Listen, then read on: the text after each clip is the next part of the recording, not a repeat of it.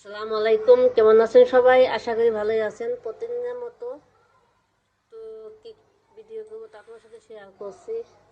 তো এখানে কিন্তু কাঁচা বাজার করে নিয়ে আসলাম, মিষ্টি কুমড়া নিয়ে আসছি, ধনে পাতা, তারপরে নিয়ে আসলাম পটল, গাজর, বেগুন, আর নিয়ে আসছি লেবু।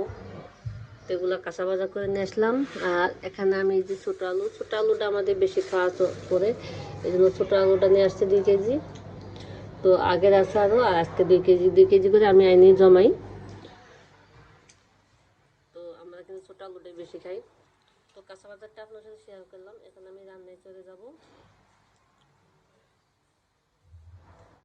তো রান্নায় চলে আসলাম।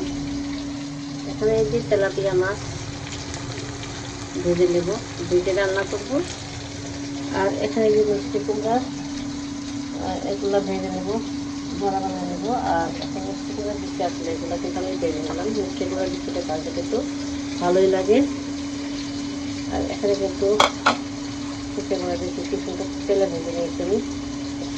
আর এখন আমি মাছগুলো ভেজে নেব আর তরকারি কেটে নেব।